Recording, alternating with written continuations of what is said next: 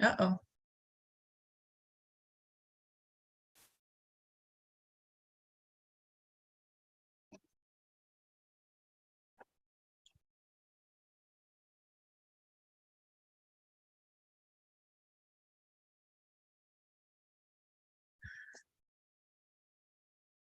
Hello, everyone. Tonight we will be going live for Talk It Out in our topic this month, and tonight is on addiction. So I'm just going to give a couple minutes for people to join us, and then we'll kind of dive into things. But I know sometimes it takes a little bit of us being live for people to connect. So I don't want to get into things quite just yet, but I appreciate anyone who is already watching.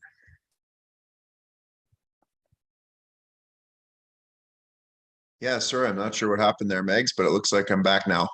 Thanks, Shawn. We're just gonna wait a couple minutes to see, gives everyone some time and space to get on, and then.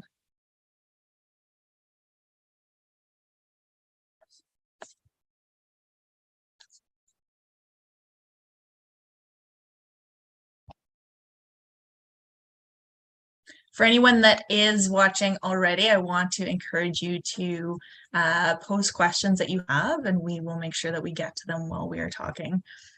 We're just checking all of the platforms and making sure everything's working well.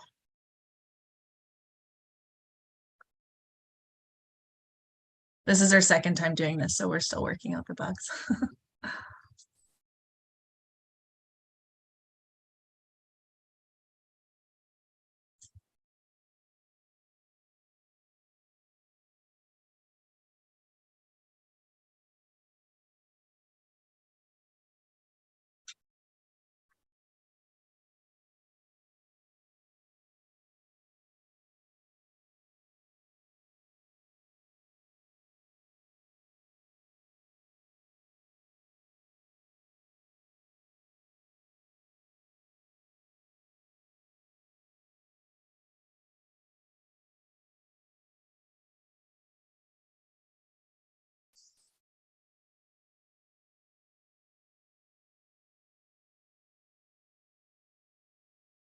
Okay, it sounds like we are technically good to go, that we are, all of the platforms we're trying to be live on are working, so that's a win.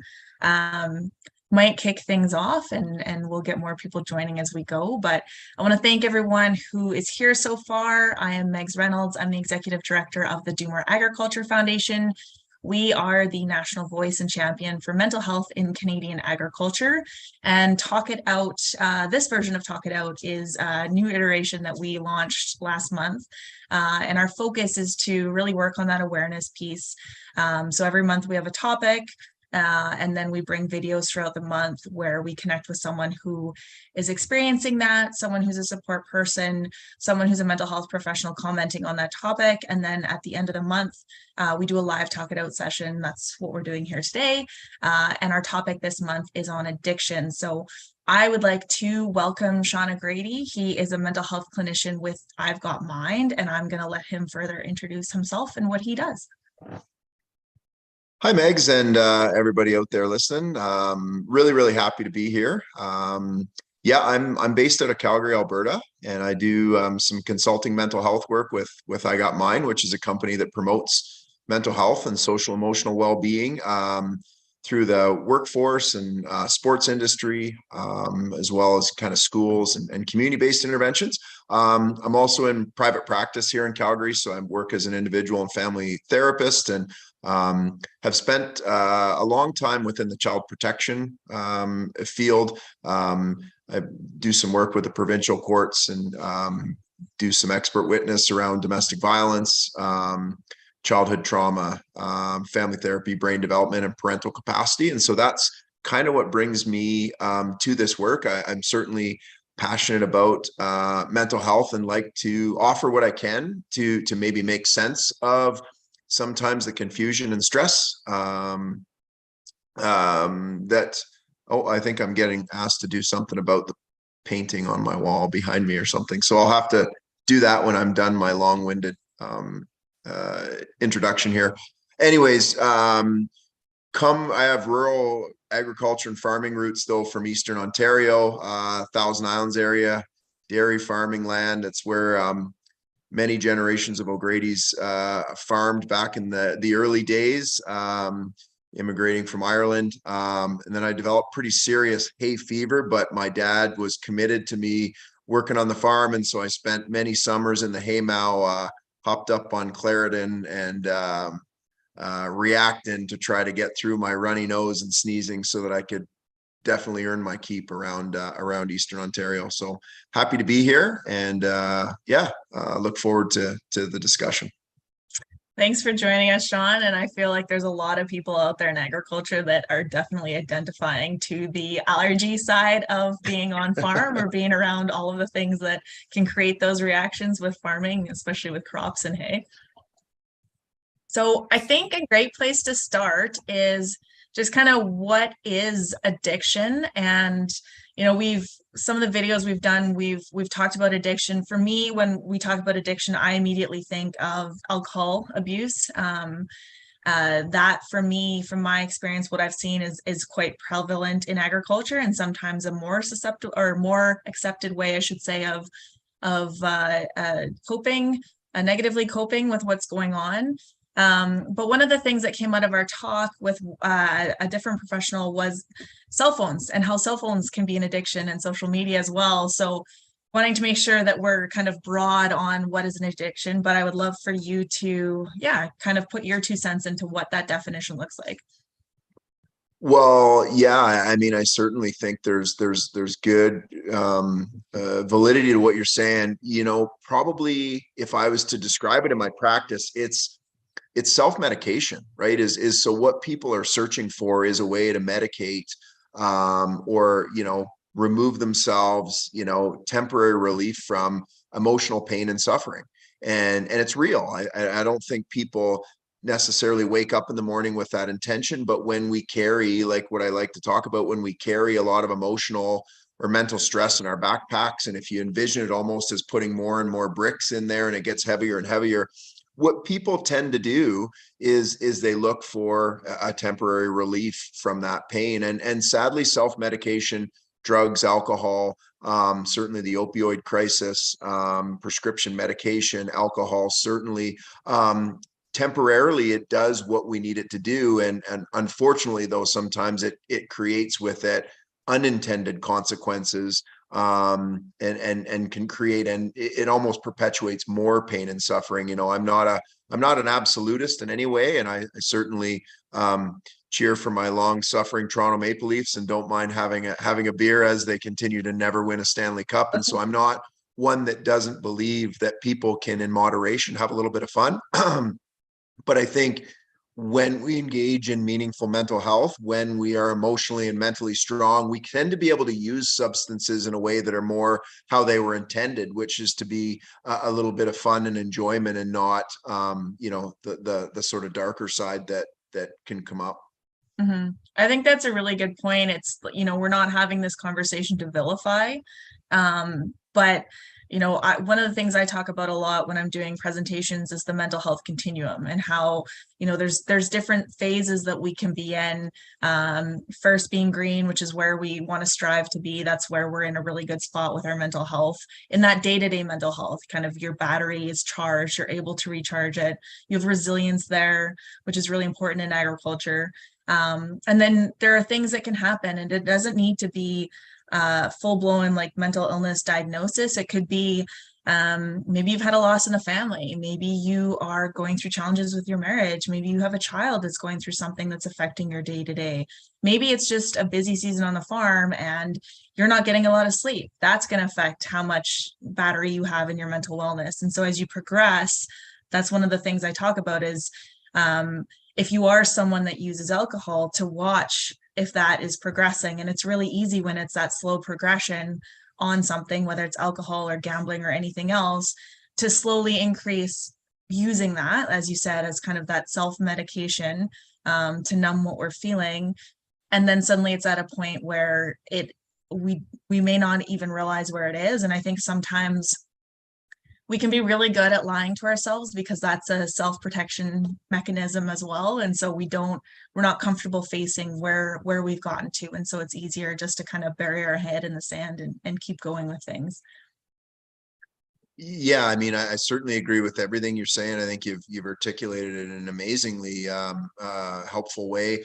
What you're talking about is when it becomes dependency, right? Is when we start to need or become dependent on some sort of substance to relieve tension, to temporarily decrease stress, those sorts of things. Because I think you're right, is that's when it becomes the go-to strategy, or it becomes there's a dependency that our brain starts to have. One of the things that's so fascinating as I kind of think about this for a minute is we've learned so much about our brains, and neuroscience has really helped us better understand what's happening within our brains. And so one of the things we need to know about our brains is it craves a release of dopamine, right? So dopamine is a pleasure chemical that sort of bathes our brains in this kind of feeling of pleasure. And alcohol and drugs do an amazing job of creating dopamine release. High risk sexual behavior, salty, sweet, fatty foods, those things also they do those temporary dopamine releases. And you can see how the Super Bowl, collects big amounts of money by having commercials really sort of prey to the dopamine releases, right? And the good news is that other things release dopamine. Family and meaningful friendship and relationships, consistent moral and value-based behavior, dancing, music, and movement, right? So the other thing about ag that I know, that there are so many of these things that are valued, right, in terms of family and friendships and getting together as a community and having those positive. So the good news is if we can maybe deal with some of the emotional and mental challenges, we can get that dopamine being released in our brain in a way that's reasonable and positive and balances out some of the healthier forms of dopamine.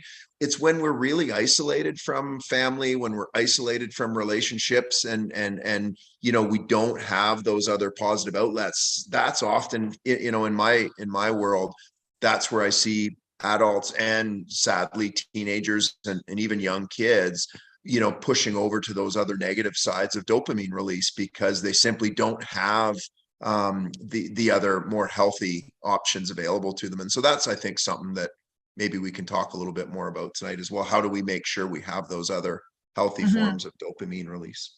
Yeah, I like that because it's like I think back to when I was grain farming, and yeah, there's times where there's, community dances and different engagement pieces, and you're getting together and you're able to go to coffee row, and you have kind of that family around you or that community around you and those healthy dopamine releases. But then I think of the seasonality with grain farming where, seeding and planting and harvest and spraying and those times where literally everything you do is just focused on that. You're isolated from your family. You're, not sleeping as much as you should be sleeping. You're in a cab of some piece of equipment by yourself, possibly stressed out depending on how the year's been going, especially at harvest. And so just naturally through the seasonality with farming and what can be going on with farming, we can be putting ourselves in positions where we don't have those healthy dopamine hits, as you're saying. And so I can see how that can be really easy at those times to be looking for it elsewhere. Yeah, and maybe a question for you, Megs, because you would have way more insight into this, is that as you're talking about that, you make such good points. Like, so there's a real isolating aspect of doing what you need to do to have a successful business. And so you're absolutely right. And then so the question for you is, I almost wonder, because we certainly talk about this with high performing athletes, is what we want is that community or is that tribe where everybody is working together, everybody's pulling on the rope to try to have success. But if you're in farming or agriculture, there's probably a competitiveness around that where that tribe can become tribalistic. And so I wonder about, is that ever a factor? Because I mean, we certainly see that in our work with, you know what I mean, where we want you to be a team, but you've actually turned on each other. And like to your point, like it gives rise to those more isolating experiences. I don't feel like people are on my team. I feel alone. I feel like I'm being threatened or under threat or targeted. And so I don't know if that makes sense, but that was what I was wondering about, as not that I wasn't listening to you, but I was Yeah. wondering about that. So No, that's a really good question. And I'd say where we see a lot of more of kind of the turning on each other is online. There's a lot of kind of back and forth that's not always healthy online. In Twitter is kind of one of the biggest places that farmers are. But I would say it's sometimes the flip or the reverse of that, where it's not necessarily the competitiveness where someone else is calling you out or making you feel like you're being attacked, but it's the competitiveness of like looking at that neighbor's crop or looking at their cattle or looking at something else, comparing yourself to that. And then especially with online, if you're in an area that's suffering drought or you're struggling with disease, like we've had avian influenza come through Canada last spring and then again in the fall and decimate feather flocks. Looking at others outside of that jurisdiction or who are not being suffering with the same challenges and seeing their posts or seeing what they're talking about and that being a trigger because we're struggling or we're not having kind of that economic viable year that we would like to because of those circumstances that are outside of our control. right. Okay. Yeah. So I think you really highlight yeah, just some things that probably would force people to turn a bit more inward, right? That can create some of the, maybe the self-loathing or self-doubt or, the shame, the blame, the guilt, all of those negative emotions that I think, are relatable to any of us that get into that comparative analysis of, look at that person's vehicle or look at that, look at that house or look at, like you say, look at that, the crop or the yield or whatever is going to, communicate some level of financial success, that may just heighten the representation of my financial threat, maybe. And interestingly, as you to often to things that are completely outside of our control. Yeah, I Yep. mean, I certainly hit on your point there too. It's amazing what people are prepared to say on a keyboard or in the cloak of darkness or anonymously. I've, even being in the mental health field and having people that, have targeted me, for that is there's a real, yeah, there's a real sort of darkness. And I mean, I've got young daughters, 14 and 11. And so I spend a lot of time teaching critical thinking skills because to me to say you just can't be online is ridiculous. And there's good innovation that's there, but I do certainly, uh, having gone through a little bit of that kind of hateful and hurtful stuff, you certainly understand why it's important to teach those critical thinking skills because those things can really wound us, or they certainly can wound me anyways. I won't speak for Mhm. other people, but Yeah, and I think it's important with like, some of creating that self-awareness and then working on boundaries. And for me, there was one year where we were multiple years into severe drought and I'm in the combine and now we have all the equipment, so we're live time, we know what our yield is, and that's not always a great thing, right? And so for me, a boundary at that time, because I just couldn't stare at that number, knowing what that meant for everything else, was to put tape over that. And maybe that meant I wasn't going online and seeing, everyone else talking about bumper crops. So just being aware of, what we need to kind of protect ourselves so we're not feeling even more isolated or feeling even more negative. Because it's like you said, there's so much out of our control in agriculture. And then we also have, there's a lot of pressure that comes with one, your identity being completely wrapped up in what you do, much like a professional athlete. And then you have about 96 to 98% of farms in Canada being family owned and operated. So you have multi-generational pressure, not just to not fail, but if you're struggling, it's like, is this, and you have children, is this what I want to burden them with? So there's a lot kind of just wrapped up or that could be wrapped up in that day to day that could influence how someone's doing and how they're looking to help cope with what they're feeling and what they're experiencing. wow. Yeah. I mean, so many important things you bring up there. So part of my training as a family therapist, I'm trained in what's called family systems theory. And so that's the, a fairly widely, known and evidence-based model, but it really when we do that work, it really strengthens for people as you talk about multi-generations. Why, despite, me being now 45 years old and living in Calgary, when I go back to O'Grady Road and sit with my heavy duty mechanic brother and father, that I still somehow feel like I'm the 12-year-old, right? That's kind of back around and so much can be learned around maybe some of the addiction and self-medication around, did we actually resolve some of our intergenerational conflicts? And I came from a very proud Irish Catholic family, that it's like the best thing to do is bury it deep and don't say anything. And I mean, we're certainly doing a heck of a lot better now, but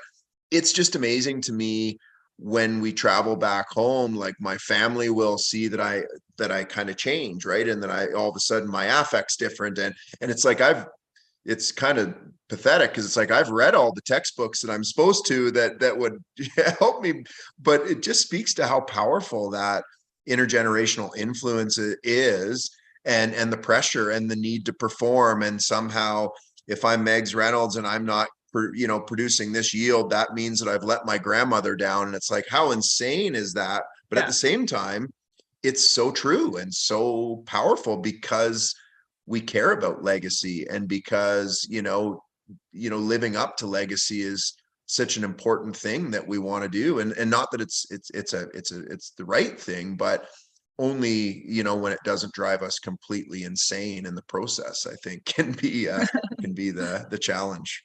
Hmm. Um, what would be some, like, if you're, talking to everyone out there, what would be some of the signs to look for in those around them, but also, of course, in themselves, of kind of progressing towards an addiction, or something that's unhealthy, and helping them cope with where they're at? Yeah, so a couple of the things for monitoring would be like cravings, right? And so do you spend time in the day craving or thinking about when you would get access to a substance, right? And so that idea of, I'm in the combine, or I'm in the tractor, or I'm on the road, and I'm consciously planning when I can have access to a substance, would start to be an indication that we might be seeking it for more dependency needs than and not that we don't look forward to Friday at 5, and I love Alan Jackson's 5 o'clock somewhere songs as much as everybody else does. And so not that you're not going to look forward to having a beer, but that I think hopefully people would understand the difference, right? Where we're starting to think and plan, because I might have this tension or this stress inside me, and I'm starting to think and plan when I could get access to a substance, if I believe that that substance is going to help me release the tension or stress that I may be feeling at that time. So that's certainly an indication. Increased irritability is certainly increased irritability, concentration problems, sleep disruption, because substances tend to prevent us from hitting restful sleep patterns. And so and if we have the physical reactions, does it lead to increased irritability, which may lead to more conflict and tension within our family or with our coworkers, those sorts of things. um you know Certainly changes in our stomach, and so when we start to feel more heartburn, nausea, though, that's often our body's way of indicating to us that we've maybe done more binge related drinking than perhaps some sort of a casual drinking. um those are certainly some of the ones when you're working with someone to try to do a substance abuse assessment. Those are definitely some of the questions to reflect on or consider. And then if it starts to get a bit more worrisome, then you need to evaluate, right? Is it impacting your job? Have you lost any relationships in response to the substance use? Have you done anything out of character, right? So things that you wouldn't normally do. Have you engaged in some kind of high risk behavior? Because what it does is it reduces our inhibitions, right? Anyone that's the classic example of that is like Frank the Tank from what was it, Old School? I don't know if you relate to that, but him kind of running down the street naked, asking his wife if he can go to KFC, is that kind of classic example of when alcohol in extremes lowers, and so when you've got those those regrettable, the wake up the next morning and think, how many people do I need to apologize to, or those sorts of things. Those are some of the things, Megs, that I think would at least, if I was working with an individual, if I was engaged in therapy, I would at least want to unpack that and start to have a conversation about, is this something we want to maybe look at, think about, or start, creating alternative plans for. Yeah, that's really helpful, and I haven't really heard it kind of spelled out like that. And I think that's a really good takeaway for anyone that's listening or that's going to watch this later. My question, and I've dealt with a loved one that has an addiction. How Where does someone need to be able to like you're talking about these questions that someone needs to honestly reflect on, and for me there's like that acknowledgement piece and that acceptance piece. So does someone need to have already acknowledged and accepted and then be there having that conversation to kind of get to what you were just talking about? Man, you were dialed into this. um, what I would encourage anybody to look up, because I think it's the best bulletproof strategy for the crazy world of addictions, is the stages of change. And so stages of change is such a good way to evaluate. So that you got the first stage is kind of your pre-contemplation stage. And that's really where relationships are damaged, is because your loved ones start to recognize, right? Your coworkers, your friends, your family, your loved ones, that you've got a problem and you think they're all idiots and crazy and they don't know what they're talking about. So that's often where we see the most common relationship conflict, is when everyone else is noticing and you're in this kind of pre-contemplation phase, meaning you're just not prepared or able to accept. Contemplation is the next phase where you start to go, you know what, Megs might have been right. The fact that, I was, making these choices, maybe there is something that's going on that I need to think about. That's where we can start to see a bit more hopefulness. And then preparation is the next phase, where it's usually people that, if they need to seek treatment, if they're going to go to counseling, if they're going to engage in some sort of an abstinence model, or they're even just going to put up their hand and say, I need some help. That is where we know people tend to need to get to before there's meaningful intervention, right? Because the next phase of that is action, right? And so the action phase is really where we're doing the work, right? And if it gets to the point of dependency where you decide that zero substance is the way I need to live my life, we usually, and like, so for example, if I've done a parenting assessment on someone who's lost their kids due to addiction, judges, and I tend to agree with this, don't view somebody being at a place of recovery until 12 months past substance. So the riskiest time is, and why I struggle a little bit with some of the short-term for-profit inpatient programs, not that they don't work, because they do, but someone goes away from their environment and they do really well for 30 days or 40 days. And if there isn't meaningful follow-up and really good boots on the ground work, you often do see relapse. And that's just devastating, right? Is because people don't want to relapse, but they feel really good. And but if feeling good has meant they had to leave their playground to feel good, and then they come back to their playground, I see that a lot with youth that go away for short-term treatment.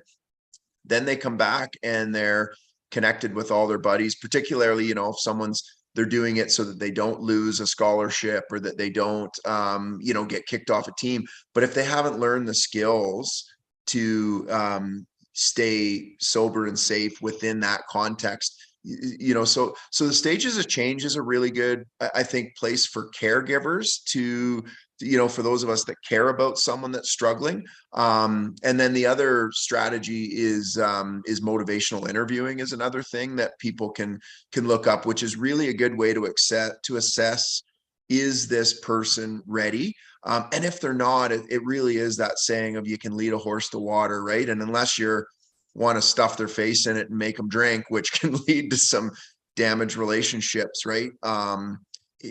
People do need to kind of get help when they're ready to get help. And sadly, sometimes bad things happen before people get to that place. And it's heartbreaking because I literally don't believe anyone wakes up in the morning and says, I want to damage my marriage, or I want to, lose contact with my family, or I want to lose my business. But substance abuse and use is a very powerful and kind of devious aspect that's available around every corner. Yeah, I just want to remind everyone who's like out there right now, feel free to ask questions as we're going through this. But it's hard, and I know, like, prior to really coming to my mental health journey, prior to becoming an advocate for mental health, prior to getting into farming, I had probably what's a very common viewpoint on addiction, and it was like, why are you making that choice? Like, I always thought of it as that choice. Like, how could you choose drugs over your family? How could you choose alcohol over your marriage? How could you, make these choices? And I think now I'm very aware that that person is not making that conscious choice. Like, they're in pain, and their mental health is struggling, and for them, they're just trying to survive, and they're trying to not have all of that pain. I found a poem when I was going through stuff, and it really helped me try to understand that it wasn't, your comment on you can't lead a horse to water and force it to drink. When you have someone that you love that has gone down that path, it is so hard to not be able to reach out and to save them. So I'll post that later, but what can, like, for those support people, especially if someone is on the road to recovery, what can the support people do to assist? I know sometimes as the support people or as the family members, we can do things without realizing that are triggers for that person. So what can we do as support people to support, but also what support exists for the supporters? Yeah, I mean, I certainly can only speak for what I'm aware of through, say, the public health service here in Alberta. Like, so I mean, Alberta Health Services actually does have some really great adult addiction programs. There's actually some really good great youth addiction programs as well. There are services that are out there that are sort of part of our kind of healthcare program. And I would anticipate, because much of that is kind of federally driven, that although there'd be slight variations and differences, that each of your different, provinces and territories would have access to. And I think the good news about public health services is that they are invested in evidence-based practice. And so I actually think that's really, really important, because I think there's lots of people that will hang a shingle and say that they can do all sorts of helpful things, and maybe they can. I just always get a little nervous because people love their loved ones so much, because it's such a high risk situation, that I do think having some credibility and some evidence, behind, whatever model or treatment services out there. And I think there's, for those even for-profit ones out there, there's definitely a way to make sure that the people delivering the services are credentialed, and that they have, clinical training. And those are, I think, important questions to ask. It's amazing though, probably one of the best, what I'd call punch above its weight groups out there is the AA group.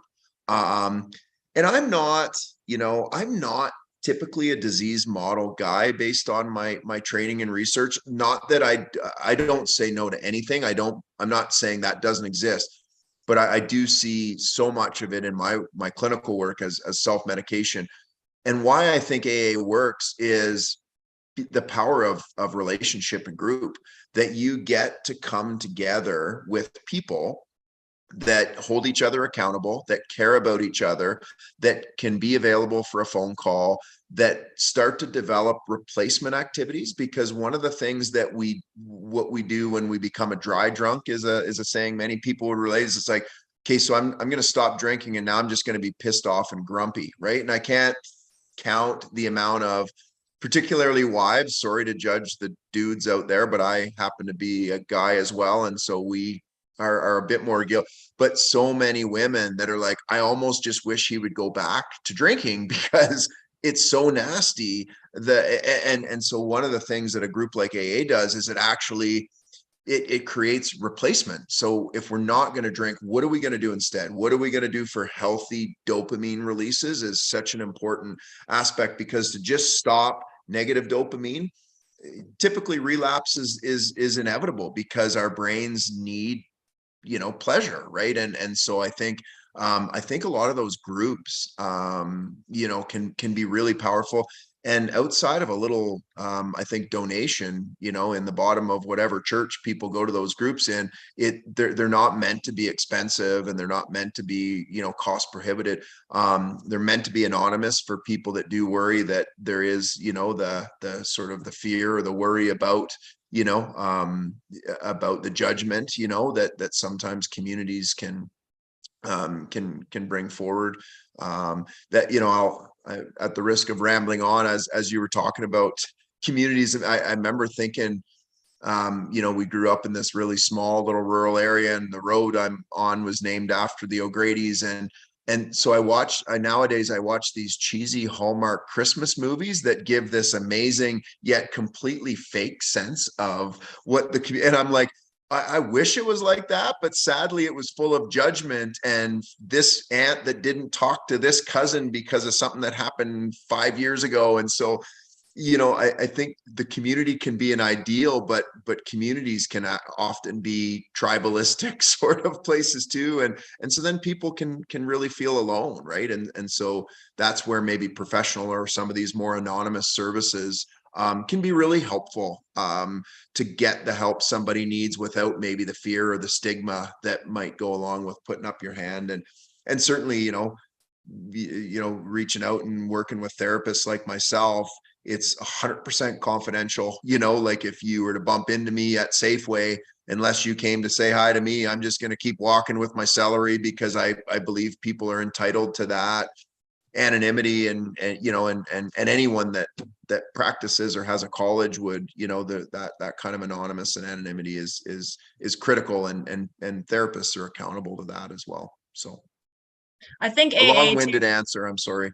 No, I think it's good. I think AA also speaks to like that community side, and where, we've talked a lot about isolation, especially isolation in agriculture. So if you are able to, and I know that logistically might be challenging depending on where you are, where those groups meet. When you're in rural areas, that can be harder. But yeah, looking to build community around that.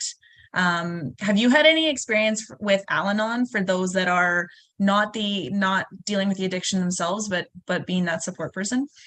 Yeah, absolutely. I mean, that kind of idea of getting off the codependency merry-go-round is such a tricky bit of business. And so an Al-Anon group is fabulous in terms of, that support group that gives the person permission to feel however they feel about, like to your point earlier, the pain and suffering that goes along with caring and wanting to help and not being able to, and how to set those boundaries you talked about, how to know what to do if someone does need help, how to keep yourself safe if addiction starts to create domestic violence or those sorts of, more emergency kind of behaviors. And so Al-Anon's a great program. I think there's so many good groups that have formed out of that, that kind of foundation of the AA work. And I would anticipate there's hundreds of thousands of people that go to AA right now in some church or, basement, that there's not a chance that they probably would ever choose to have a drink again. It's more just about the social connection that our brains crave, and that we, like you say, in the farming and agriculture industry, you're kind of forced into isolation for extended periods of time. And so, I sure do hope that there are people out there that are finding ways to make relational connections, because that's how our brains have been wired, right? For 99% of the time we've lived on the planet, we lived in clans, right? Clans and sort of groups. And it's only been the last 150, 200 years where we said, let's buy big houses with multiple rooms so no one can talk to each other anymore, and they can just text message, did you eat dinner or not, right? Like, and I Yeah. mean, I'm guilty of it too, right? And but the problem with that is our brains have evolved in this kind of hunter gatherer, kind of evolutionary system. and it's only the last, short, and then you tap on a pandemic, and the rates of isolation and anxiety and depression are skyrocketing. And I really do think that we are forced into these isolating situations. And the good news is we have knowledge and information of what we can do to try to help manage that a little bit, because I see a ton of certainly people that are struggling with anxiety and depression and feelings of isolation and hopelessness, for sure. Mhm. Yeah, and so the University of Guelph did a follow-up to their original study in 2021. So of course influenced by the pandemic, but what they found was that in 2021, 1 in 4 Canadian farmers felt like their life was not worth living, wished that they were dead, or had thought about taking their own life in the last 12 months. So that's like where we're at in Canadian agriculture with just how people are doing on a day-to-day. And so yeah, it's not shocking that people would be looking for ways to just deal with that. And like I said, be in survival. One of the things I wanted to add to what you were saying and talking about, being a support person and looking for support is that it can go against what our natural inclination is to do, especially when it is a loved one, whether that's a spouse or a child or maybe a parent. But you need to prioritize yourself and your mental wellness and creating those boundaries to protect that, because otherwise you will end up going down with that person and then you're not able to help anyone. So just want to, for anyone listening, make sure that, there's a reason why when you get on the plane, they do the safety talk that they say, put your own oxygen mask on before helping with someone else. It's really important to take that to heart when you're being a support person when it comes to mental health as well. Yeah, such a good point. And in some ways, for those of us that were maybe raised with traditional values and our marital vows and those sorts of things, is that's really lots of confusion and stress and worry about, you know what I mean? But in fact, I couldn't agree more, is the most loving thing you can often do is to just set that limit and put that boundary in place, in hopes that that leads to the person recognizing that maybe that is the wake up call that's going to help them, take that scary first step and show the courage to get the help they're going to need. Mm-hmm. Yeah, and sometimes what you want that wake up call to be isn't going to be. So again, how do Yeah. you protect yourself and your family and whoever is involved and keep moving forward? Yeah. How would you encourage someone to go about starting a conversation with someone if they're starting to recognize some of those things that you had listed? Well, I think it's important just to listen. And we don't do a great job of that in North America. We're sort of programmed to talk.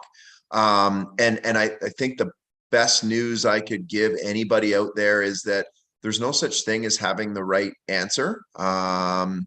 It really, there's no magical answer. And even as a therapist, I hear all sorts of overwhelming and really difficult things, and I would be incredibly arrogant, maybe even narcissistic, to think that somehow I'm magically going to give a salute, you know what I mean? And it really isn't that. It's often just bearing witness to the pain.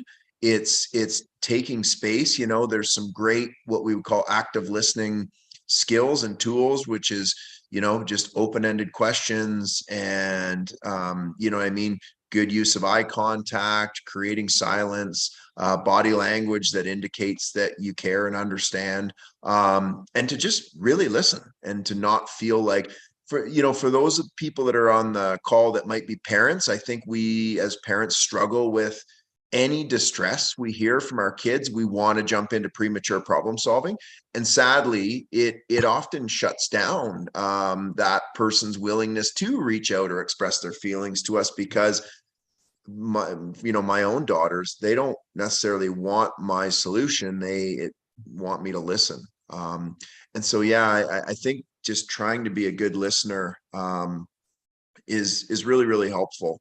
And being safe, and probably being confidential, right? And so if somebody opens up to you, I think it's so important that you have the integrity to keep that information, particularly if it's something that's vulnerable or could expose the person. I mean, and then obviously if it crosses over, like for me in my world, it's like I tell people regularly, it's like, you can tell me all sorts of crazy shit, but if you tell me that you're planning to kill someone or kill yourself, or that there's a child that's being injured in any way, I just need to be upfront that I can't hold that.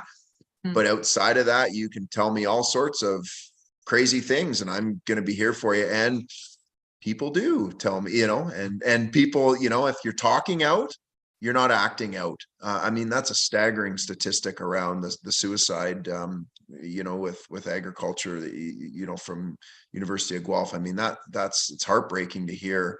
And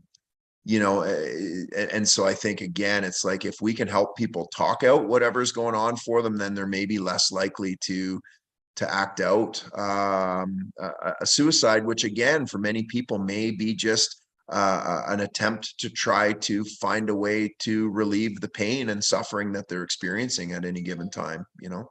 Yeah. And I think sometimes, like, so many of the points that you touched on are so important, and we can create those things as barriers. So it's like, well, I'm not going to ask that person if they're okay, or reach out and check in on them and say, hey, I've noticed this, and this, because I'm not equipped to solve their problems. I'm not a professional. I don't have the answers, right? But I think it's so important just to know that having a conversation is always better than not having a conversation, and just being there in empathy and saying, like, I'm so sorry that's what you're going through, instead of trying to fix it.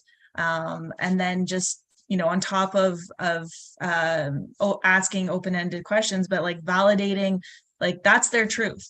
Doesn't matter if that's how you would feel in their shoes or how you would deal with something. Like, what, none of that matters. What they're sharing with you is their truth. And just, yeah, like you said, giving space to them to be able to safely share that, and to being confidential with what they're telling you. Yeah, you bet. That empathy, validation, compassion, I think is so important. I think you had someone on, like you mentioned, from the Center of Suicide Prevention, and so I would have to believe that they would have said that it's people get scared about asking someone the question. Have you thought about killing yourself, or do you have a plan to kill yourself?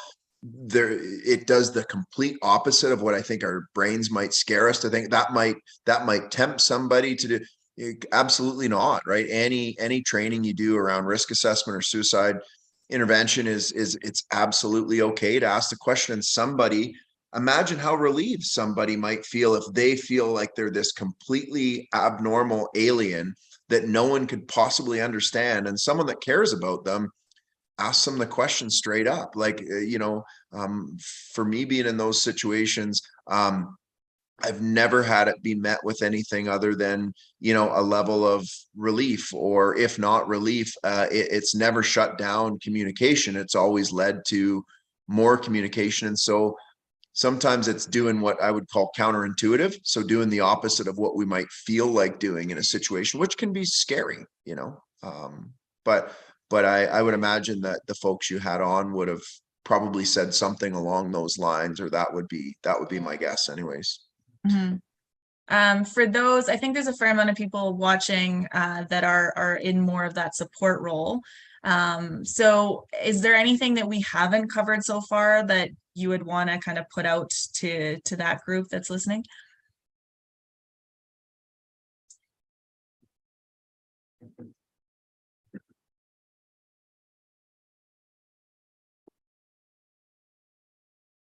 Oh, did I lose you?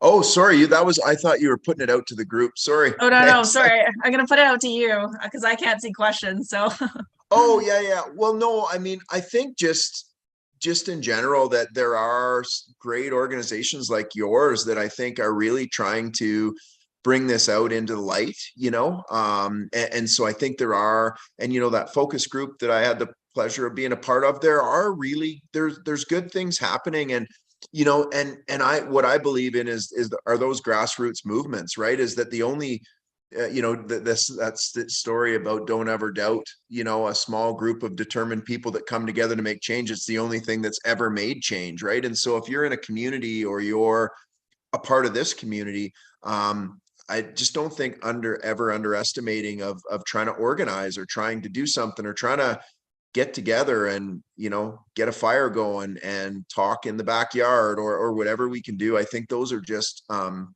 there's those informal supports that I think are really checking in on people, if you've got someone that's going through grief and loss, just keep in mind that everyone checks in for the first 2 months and rarely anybody checks in 6 months after. And so if you're looking for something to do of someone that's maybe lost a loved one or someone that's going through, what you should really recognize is that they need you 6 months, 12 months, 18 months following some sort of a grief incident, because everybody's always around for the first couple months, and the meal trains and the dropping off the food and those sorts of things. And so, it's down the road, I think, that people that are really struggling with grief, or that, are in a tenuous situation with, struggling with addiction within their family, or they've got serious mental health or maybe a medical issue. Don't ever underestimate how important it is to reach out and check in on those people, because they do need you, right? And they do need to know that there's people out there that care. And a phone call, or a visit can really go a long way. And if it crosses that threshold, as you were mentioning, I'm probably a little biased because I do believe in professional mental health services because it's the world I'm in. But I've been doing it enough to know that it can work, right? And then it's a relational business, and so if you got together with a therapist and they're really crappy, I'm sorry, but there are good people out there, and so if you had a bad experience, give it another try, because I do think there's good, well-intended people all across Canada that I know take this work seriously and care about it. And I guess the cool thing is, with technology like we're on tonight, we can be nationally all over the place and to create these kind of connections and platforms. And so I love what you folks are doing, and hope in some small way, I was able to be, helpful. Even if somebody learned one thing to me, that sure makes it meaningful for me, because I feel privileged to get to do this work. So. Yeah, well, that's our goal too. It's, we're trying to change a culture, and it's one conversation at a time. And I think like what you talked about tonight and everything you shared, that was all really, really insightful and valuable. And I'm sure everyone that not only listened, but that's going to watch later, that there's going to be a lot of takeaways there. And so I think we've got people dropping off, so I'm going to wrap stuff up. But I just want to, for anyone that has been out there, for anyone that's watching, there are lots of places to find information. We try to bring everything into one place on our website, which is domore.ag. And then of course, yeah, don't feel like a crisis line has to be that you're up against a wall to use it. That's a really good place to maybe start when you're worried about someone, or if you're worried about yourself. And yeah, if there's more questions, put them out through our site. We're happy to continue the conversation. But I just want to thank you so much, Shawn, for joining us tonight, and for everyone online. This has been another edition of Talk It Out. Thank you all, and we will connect with you next time. Thanks a lot, Meg.